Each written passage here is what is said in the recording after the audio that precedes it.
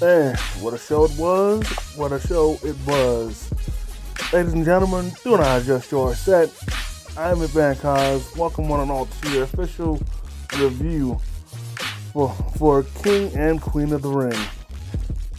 And of course, I'm not alone in this endeavor. Please welcome, as always, the humble man, Gary. Gary, welcome to the Contracts. Yes, sir. What's good? My man calls Peyton. What's good? Ain't shit. Ready to get into this? Yes, sir. Let's do this shit like Brutus. Alright. And also before we begin, we want to apologize for the very late review. A lot of stuff went down, and we've been real busy, so it took us a while. So we can... Yeah, I'll sincere. I'm sorry to cut you. Our sincere apologies. Yeah. But anyways, let's get down to the pay-per-view. First off was Becky Lynch defending the women's world title against Liv Morgan. First off, before we get down to the action, Becky decides to once again raid Tacky's closet and wear his clothes again. Cause she out here wearing some, like, I understand they were in Saudi Arabia, but goddamn, she was wearing a suit.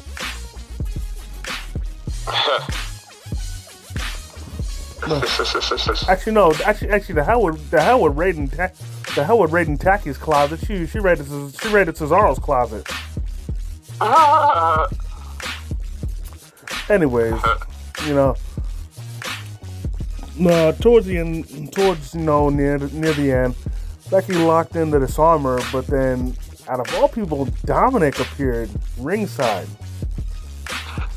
Right. And I don't know why he was there. But in any case, later on, Liv hits a code breaker, but Becky kicks out. Then towards the end, Dominic is distracting the ref, and then while he had the ref distracted, he put a chair into the ring that he wanted Becky to use. But of course, Becky doesn't get down like that, at least not as a face, and refused to use it. However, Liv did use it and hit a DDT on Becky onto the chair. Then, and then afterwards, she then hit Oblivion, and Liv Morgan is the new Women's World Champion. Now, I said before that the only way she could win is if she cheated. So I'm not particularly mad at her winning like this, because, well, technically she cheated, but yeah. Right. And then, of course, backstage, actually, Becky was seen yelling at Dominic, and I know you haven't seen Raw, but my boy Dom, you got some explaining to do. I saw Raw. Oh, yeah. So, yeah, my boy. And actually, wait, did you see the most recent Raw? Yes. Boy. Oh my God. That was funny. Yo, my boy. Yo, Dom, my boy, you a bigger man than me. I would not be able to look away when she up in my face like that. You a bigger man than me. And then when she was freaking protecting him from Braun Strowman, I didn't see that shit coming. Oh yeah, man. And of course, because Braun isn't that kind of guy, he wouldn't dare swat her away or push her aside or nothing to get the Dom. Exactly. But also, I am happy that Dom's arm healed. Oh yeah. Yeah, it's cool way to heal it. But oh my God, can you imagine the shit show that's gonna happen when Rhea comes back? Oh yeah, I can imagine. Now, first off, after everything that's happening with the Judgment Day, it's obvious that that Rhea that number one, Rhea was the leader, and two, Rhea was the glue that held the foundation together. Because without her there, they're all the way fucked up. Oh yeah. But in any case, before we get any further sidetracked, moving on. Next match we had Sami Zayn defend the IC title against Chad Gable and Bronson Reed. Now, when coming to the ring, initially, the whole Alpha Academy was with Chad Gable, but Chad made Maxine go to the back. And in this case, I let that slide just because it's Saudi Arabia and they have these weird rules about the women, you know. So better off her to stay backstage, not have to deal with that crap. Right. And then the crowd was having the "You Suck" chants for Chad Gable. So I was down with that. Yeah, oh, yeah. And further drives home the whole Kurt Angle thing. Oh yeah, most def. Anyways, then Sami Zayn comes out wearing some Middle Eastern garbs, but you know, once again, he's Serbian, so you know you gotta. So you know he's repping his heritage.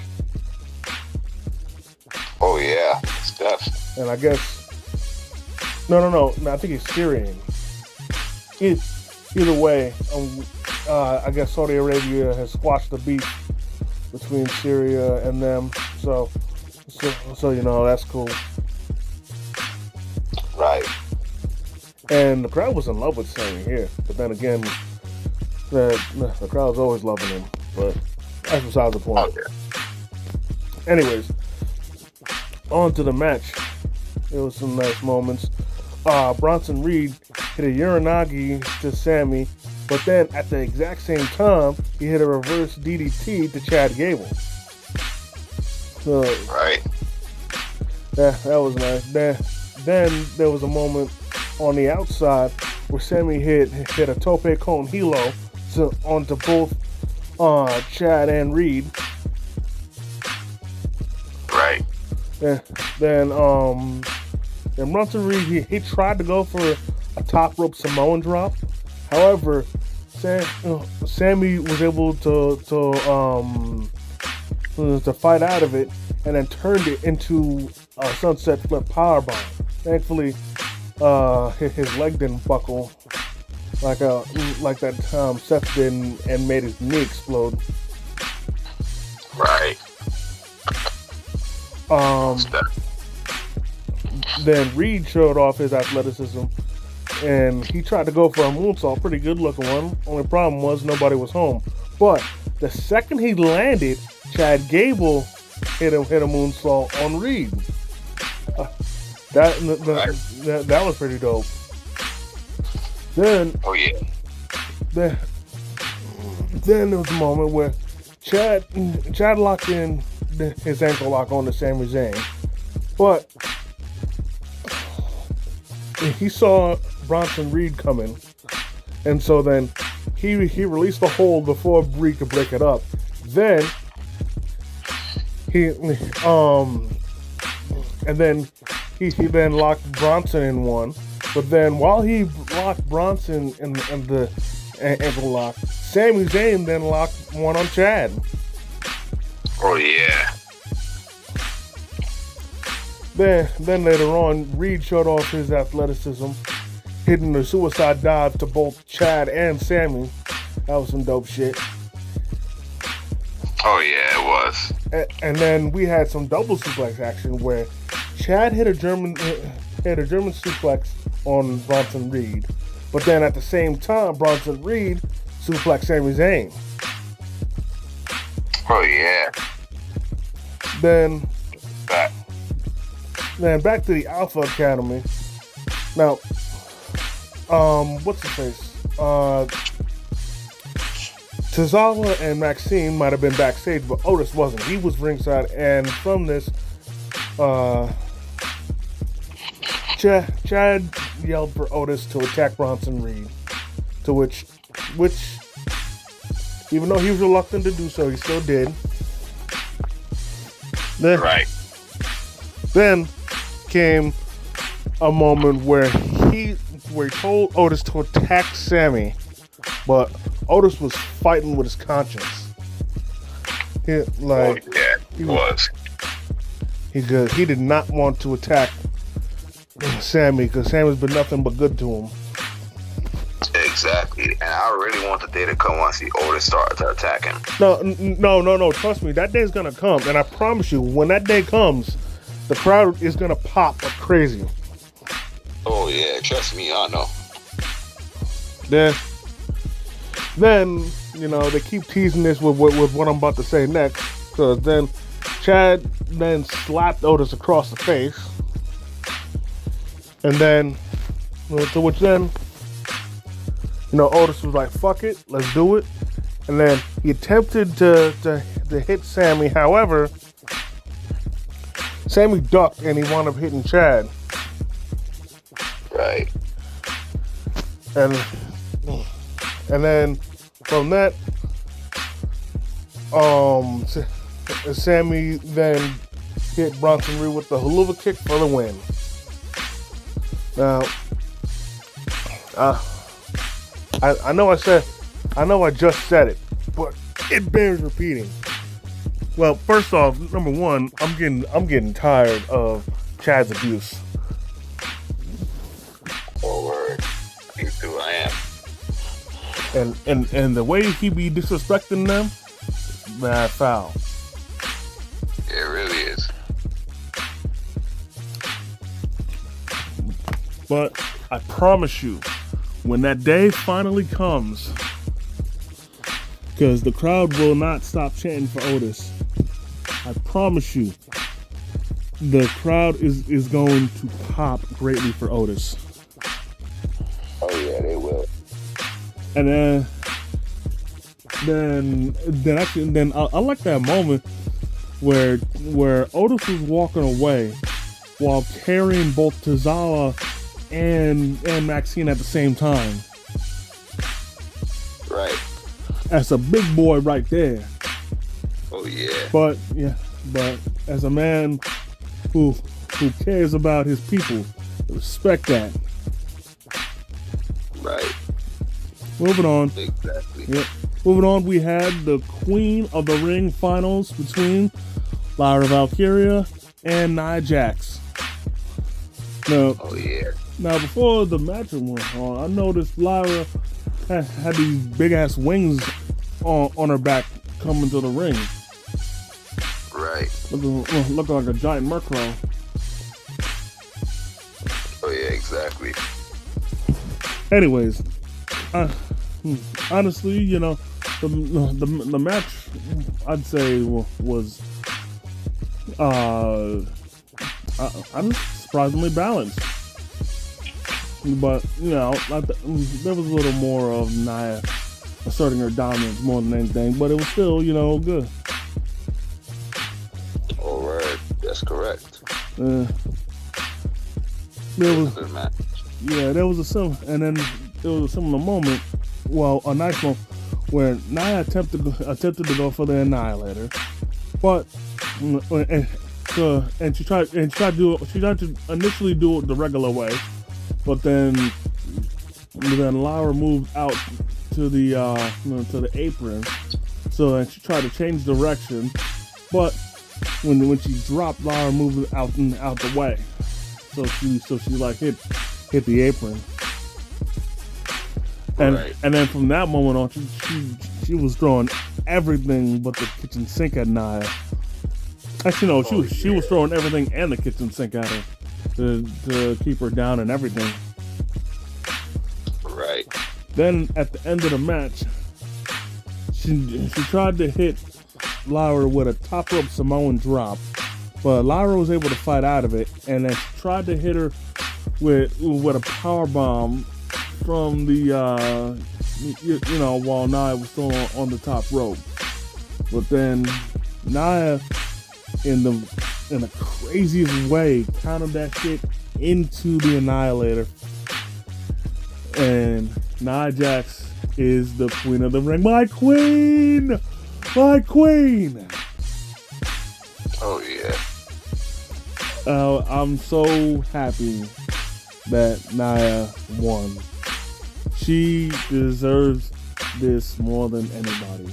After everything she's been through, all the scrutiny she's been under, after how much she's improved in the ring, and how much more safe of a worker she is, she definitely deserved this match. She deserved this win. And, oh, yeah, most definitely. And long live the queen. Oh, yeah. Yeah, and, really deserved it. Yeah. And furthermore, Dave Meltzer, fuck you. Go drink some bleach, bitch. Fuck you. Oh my god. Cause yo, this motherfucker had the nerve to rate this match 1.75 stars. Oh wow. Like motherfucker, you must be blind. Cause what the fuck did you not see in that match to give it only to not even to give it less than 2 stars? Exactly. Like look here, just cause freaking Lara and Nia aren't Kenny Omega and the Young Bucks doesn't mean they can't put on a good match. Exactly. Moving on, we have the King of the Ring finals between Randy Orton and Gunther. Yeah. Yo, this was crazy. During Orton's entrance, that crowd was singing his theme so loudly. Yeah, it was. And you should know my stance on the crowd singing someone's theme by now. And because they're singing Orton's theme, Orton has now reached career immortality. At least in my opinion. But there was something that I noticed during the whole time. Because first off, Orton was taking his sweet time just to let the crowd sing. But the whole time, Gunther was not fazed at all. He showed no emotion. As a matter of fact, he kept his eyes on Orton the whole time. And he did. And he stood in the same spot, just keeping his eyes on Orton. Yeah, that's right. He really was. I mean, this isn't any different because it's how he's always been being the greatest Intercontinental Champion ever. But just the focus, he has, just keeping his attention on Orton at all times, man. Very, very commendable. That's right. Anyways, on to actually, and before I get to the match, there was something I noticed about Randy when they were showing the clips of of everybody arriving to the arena. Right. I couldn't help but notice Orton was in a lot of pain. Yeah, he was. Like, honestly, I don't know whether that was real pain or he was selling. But if it was selling, then he was doing some damn good selling. If it was real, then I'm very concerned for him. Because not only did he look like he was in a lot of pain, he was limping. Exactly. So I was not cool with that. You know that. And don't get me wrong, and again, I know Orton wants to wait until he's 50 to retire, but honestly, if he's not selling and he's really going through this much pain, then he's not going to make it to 50 before he's going to be forced to retire. Oh my God, I don't want that to happen either. I'm not trying to say that to be bad or negative or pessimistic. I'm just saying I'm just going by what I'm seeing. Oh yeah, that I know. Of course, I don't think you're thinking that at all. And like I would want him to go through with his plans to retire at 50, but again, at the rate he's going and the pain he's trying to work through, like I don't think he's gonna make it to 50. Anyways, on with the match. There was a moment early where he attempted to hit the RKO. However, Gunter did fight out of it, but Orton was showing serious pain in his back. Oh yeah, he was. To which Gunter used that to his advantage to wrestle at his pace. Then Orton attempted to try and do a comeback, and then ended off with that power slam he always does, but he tweaked his knee. And this will play a bit of a role later.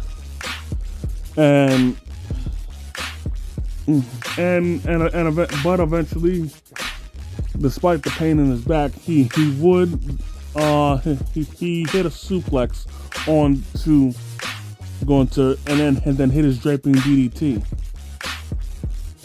Then Gunter tried a dive. No, actually no. He hit a splash the first time, but there was a kick out. Then he did it a second time. However, this time he missed. My bad. You were saying? No, I said yeah, he did, and that was crazy. Yeah. Then Orton actually did hit the RKO. However, he couldn't capitalize on it because Gunter immediately rolled to the outside. Right. And then while on the outside, Orton hits a couple of back suplexes onto the announce table like he does. And then he tried to then he just barely got into the ring for the ref counted him out. But that's when Gunter decided to target his knee. Right. Then came Then at the end of the match, Orton hit the RKO, and but Gunter kicked out, and then he turned it into a backslide, and the ref did count 3, but Orton's shoulder was clearly up. Oh yeah, for real it was. Like his left shoulder was up the whole time, clearly up in plain view. In 4K. That's a fact. But nonetheless, it appears like that was the decision that was supposed to happen, just not in that way. But regardless, ref's decision is final, and Gunter is king of the ring. Here's the thing. I wanted Gunter to win, but I wanted him to win definitively, not like this. Oh yeah. Because this taints his victory. Oh yeah, that's a fact. I ain't gonna lie to you. And second off, Orton's chest was getting bruised to hell because of Gunter's chops. Good God. It was. But I tell you what, despite the controversy, the crowd was still chanting, "You deserve it" to Gunter. Yeah, they were. So it might not been the way the outcome that we wanted, but hey, yeah, at least the crowd still showed Gunter some love. Oh yeah, that's a fact. They were. Anyways, now time for the main event. Cody Rhodes defending the WWE title against Logan Paul. Yes. All right, start things off. Logan hit a crossbody over the top rope onto Cody Rhodes. Man. Right. Then Logan commits copyright infringement and hits Crossroads. Oh yeah, for real. Yeah. But it doesn't. That was crazy. Yeah, but it doesn't get the job done.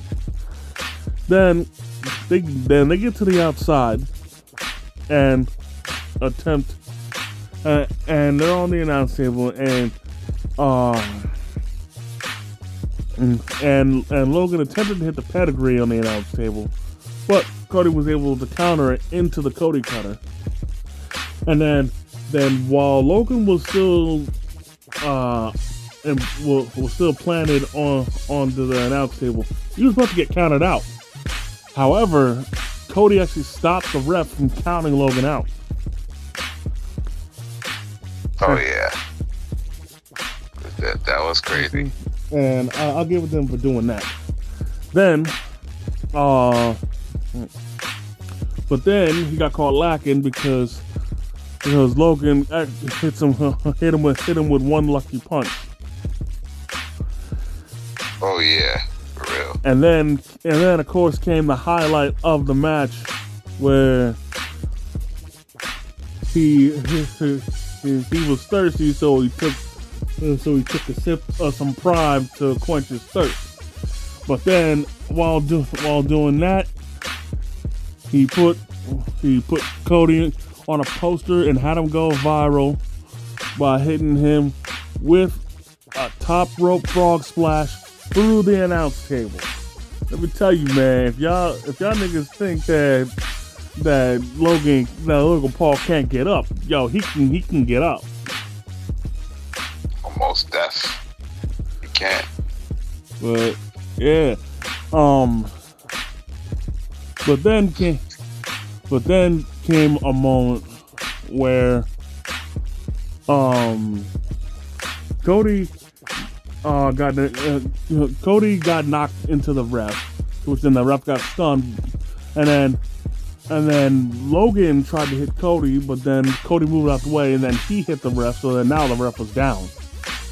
Then, oh yeah, that's right. Yep. Then Cody takes the page out of the Hurricane / Homicides playbook and hits the Vertebreaker. Oh yeah. But then before he gets a chance to capitalize, Logan decides to go south of the border and low blows Cody Rhodes. Oh yeah. Then, oh my god, yeah. That was so insane, bro. Yeah. Then he goes against his word and pulls out a pair of brass knuckles that he was going to use. However, the special guest comedian or something like that, I don't know his name. He pulls up, pulls at Logan's leg, to which then Logan then pushes him down, gets back in the ring, and then tries to hit one lucky punch with the brass knuckles. However, Cody blocks it and then hits the triple crossroads for the win, and Cody Rhodes is still WWE champion. This was very, very good. I really can't complain. You know, this was dope. Oh yeah, it was. And you know, I've really been happy with the way the Saudi Arabia pay-per-views have been improving each year. And honestly, what I feel they're doing now is that with the quality of each Saudi Arabia pay-per-view improving, I feel that they're now giving people a reason to watch the shows, at least in my opinion. Oh no, you're right. But let us switch gears, and now we shall give our predictions for NXT Battleground. Oh yes. First up, we have Soruka versus Lash Legend, Fallon Henley, Jada Parker, Mi Chin, and Kalani Jordan in a ladder match for the NXT Women's North American Championship. First off, the match, the title itself looks amazing, absolutely beautiful. Oh yeah, it really does. Secondly, honestly, I want Lash to win it. Yeah, honestly speaking, I want Lash to get this push and get a belt, so I can't hold you. I want her to win too. Cause out of everybody, she's rising in popularity, and especially with everything going on with her, Trick Williams, and I'm sorry, I'm gonna spoil it just because you've been neglecting NXT. Ethan Page, I think she should win it. Oh, that's cool. I ain't gonna hold you. But also, no offense to any of the women in this match, but honestly, I think they'll put on a show. But I promise you, no matter how hard they go, no matter how big they go, this ladder match, in my opinion, will not top or even match the men's ladder match for the for the North American title. You know which one I'm talking about? At NXT Takeover New Orleans. Yeah. The Adam Cole one. Oh yeah, I know that. Yeah, and Dave Meltzer actually coughed up 5 stars for it. So, and hey, if they're able to put on a 5-star performance, freaking, I'm gonna give them their flowers. But from where I'm standing right now, I still don't think they're gonna top that match. They'll come close, but they are not topping that, because that match was all kinds of amazing. That match was godly. Oh yeah, it was. I won't hold you, it was. Anyways, moving on. We have Obafemi defending the NXT North American title against Wesley and Joe Coffey. First off, I've never been a fan of him. I'm still not a fan of him. But once again, it's glad to see Wesley back in the ring, wrestling again. Because that shit came out of nowhere, seeing him on crutches. Wow. Secondly, I'm hyped to see what Joe Coffey's gonna do. Because first off, I'm very happy to see that the Gallus boys are back. And they came back the only way they knew to come back, and that was by whooping someone's ass. Oh yeah. Because literally, it was at the end of the show, and there was a camera rushing to see what the commotion was, and surprise, it was Joe Coffey and Gallus whooping on Josh Briggs and Wesley. That's right. Well, moving on, next match we have Shayna Baszler versus Lola Vice, and we taking it to the underground, baby. Oh yeah, oh my god, I think Shayna's gonna win that shit. As much as I want her to win, I'm not selling Lola Vice short, because she has as much of a she has as much of an MMA background as Shayna does. And also I think she's also been in the UFC just like Shayna. So So not only can she shake her ass, she can also kick it too. All right. But again, here we go, another NXT Underground match, and I will never take this away from NXT, but the more NXT Underground matches I see will always make me miss Raw Underground that much more. Yeah, I agree with you. I missed it too, man. Because Raw Underground was great, man. It was so great. Yeah, it was.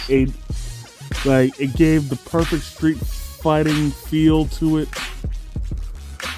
I absolutely loved it. From Shane McMahon hosting it to almost being the bouncer and shit. I loved it. It was such a breath of fresh air. It was. And the thing is, it wasn't just restricted to just one match.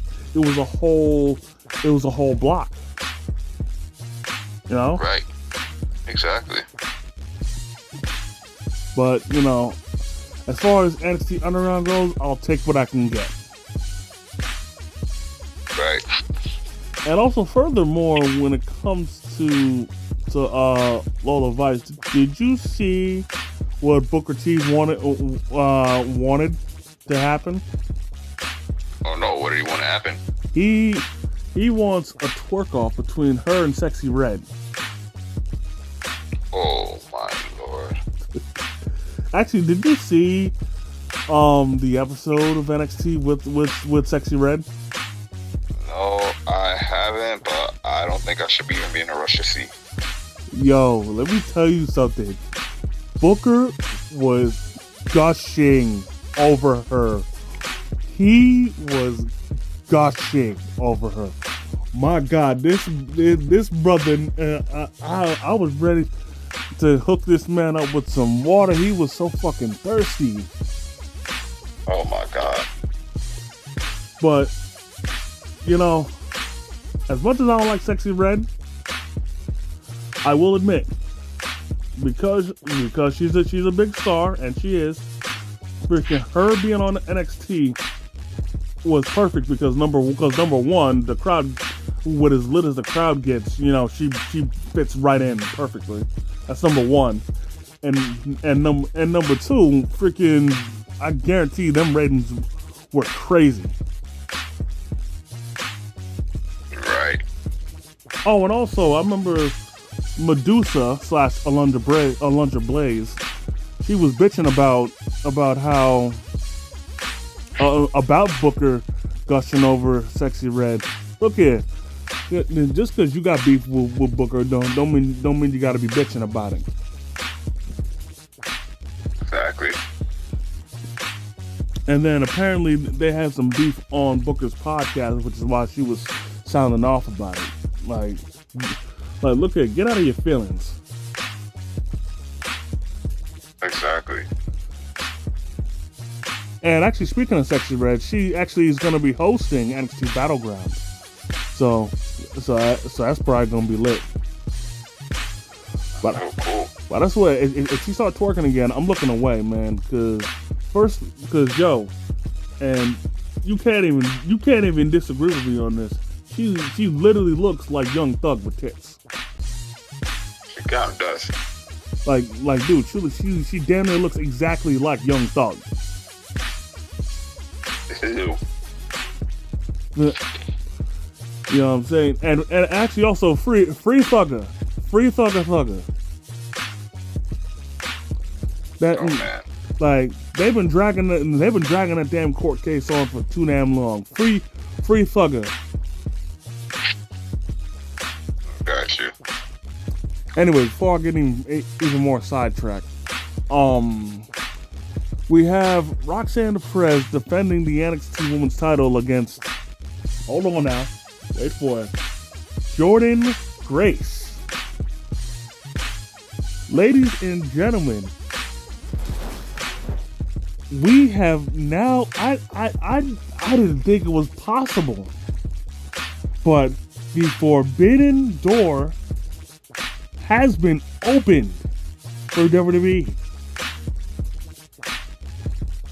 Oh, yeah. In all of your time, humble man, did you ever think a star from another company, let alone a champion from another company, would ever be able to come to WWE while still under contract with another company and challenge for a title, let alone have a match?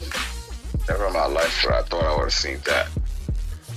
But here we are, the TNA Knockouts champion, Jordynne Grace, is challenging Roxanne Perez for the NXT Women's title.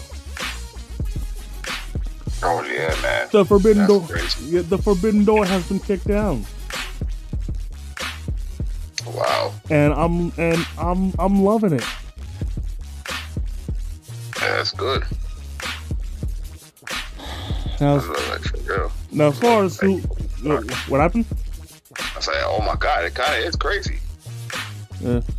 And honestly, I don't care who wins, but if Jordynne wins this match, then I'm gonna need to watch TNA a lot more. Just because I want to see how it's gonna look for the NXT, for a WWE Championship to be on non-WWE television. Oh yeah. That's gonna look so crazy. And not only that, I mean, I watch TNA regularly just to see AJ Francis. Shout out to him. Gotcha. Actually, speaking of him, did you see that segment he had with Tyrone? I don't think I did. Yo, it was crazy. It was him and two dudes that was a part of Tyrone's crew. First off, Tyrone, it never stops him because he was looking for ops. He was looking for ops. It was crazy. He was like he don't let his guard down for nothing. He was looking for ops. Oh wow. And then on top of that, when it came to the girl that was interviewing them, freaking, you know how Tyrone gets down. Oh yeah. Yeah, the way he was looking at her, he was gonna give it to her long dick style. Oh you. Damn. But of course, but the thing is, AJ knew that, so he had to drag him away. Oh wow. But anyways, again, I'm getting sidetracked. But still, this match is gonna be good. Don't matter to me if Roxanne or Jordynne wins. But honestly, given their size difference, I expect, and considering what Roxanne has been doing as a heel, I expect Roxanne to cheat to win. Oh yeah. Anyways, moving on. We have Nathan Frazer and Axiom versus the OC for the NXT Tag Team titles. Well, despite them being faces, the days of ducking and dodging the OC are over. And the OC, they're coming for those titles, man. Yeah. And as far as I'm concerned, they're gonna take them.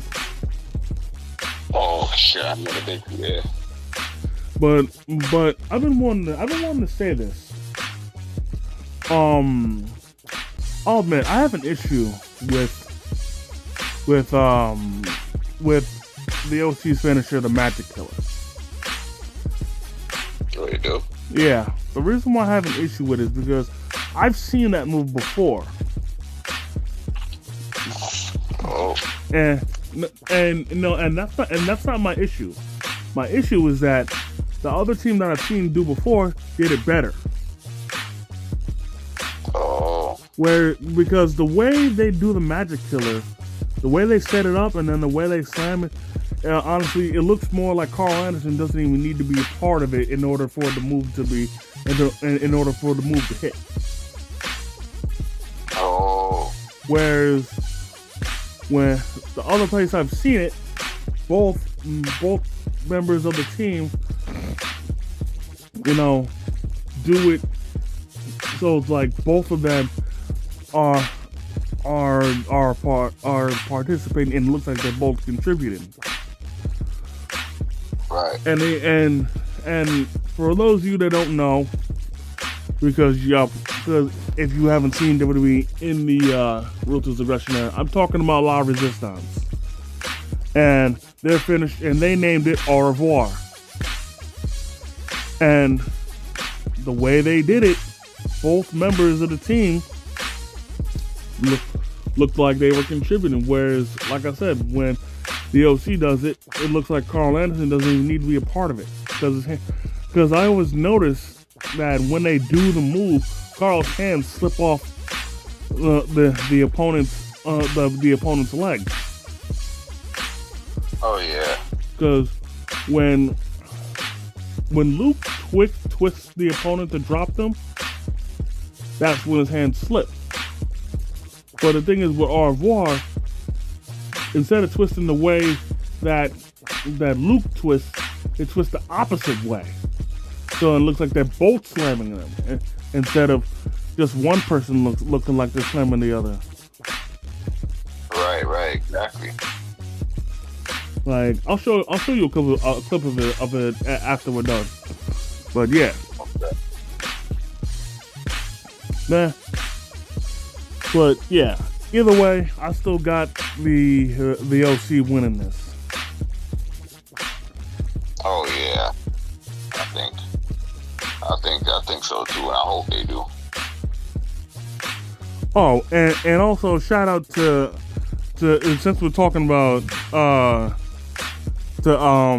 since we're talking about the OC, shout out to AJ Styles, who freaking, I don't know if you saw I don't know if you saw SmackDown.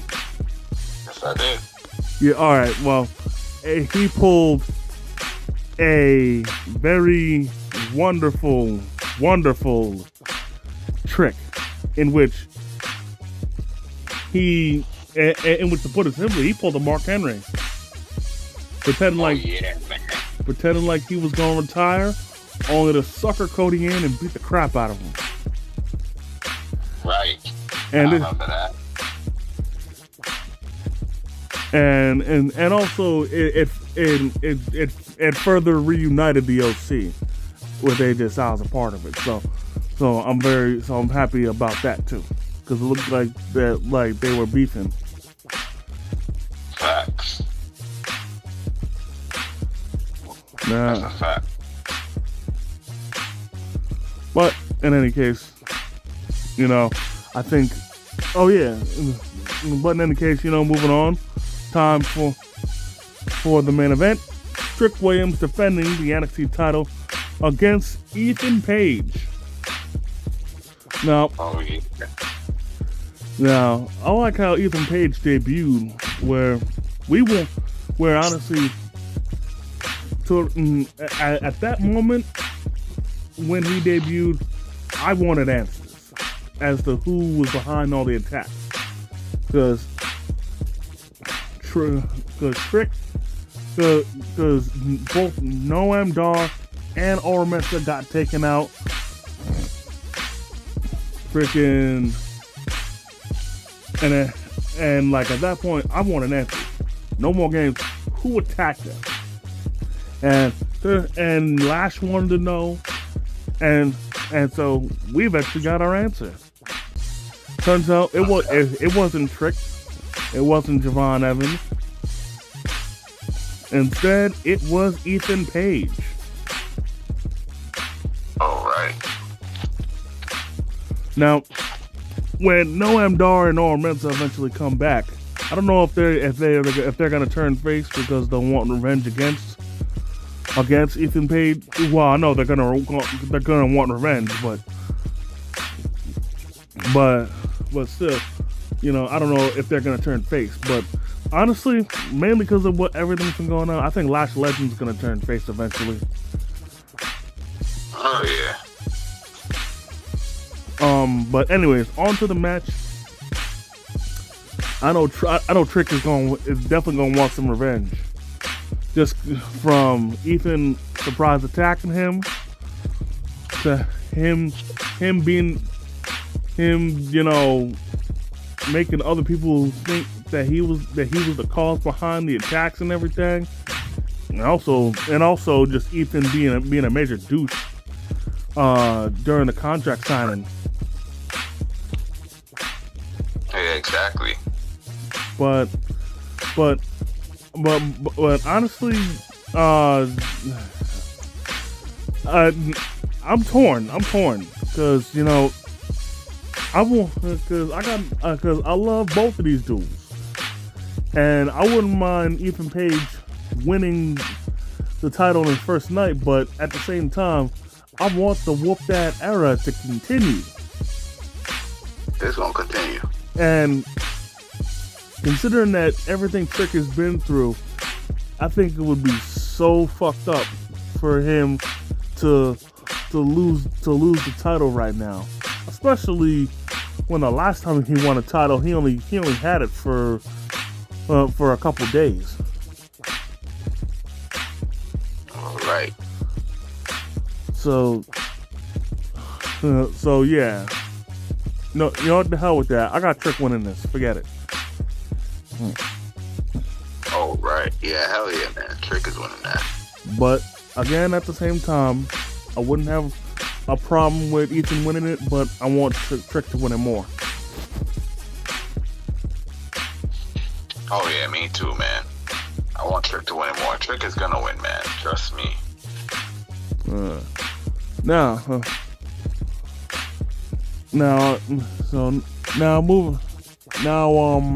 yeah.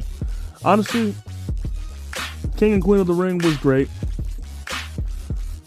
Yeah, it was. I enjoyed it. Might have been a few ticky-tacky stuff, but I overall enjoyed it. I honestly hope Battleground turns out good. Hell, honestly, I'm hoping it turns out better than King and Queen of the Ring. Oh yeah, most definitely, I do too. Yeah. But with that being said, that's gonna do it for this episode. I definitely want to thank each and every one of y'all for taking the time out of your busy schedule to come and chill with your boys. I definitely want to thank the Humble Man as usual for coming through, kicking his wrestling knowledge. Oh yes, you already know. We already know my man, my boy Cos Payton. You already know. Yep. So if y'all enjoyed this video, go hit the like button. Comment if you feel like it. If you're new to the channel, please subscribe and hit the notification bell so you never miss a new video. And as always, by way of Struggle Vision Productions, it's the Hitman and the Humble Man. And if you see us coming, run.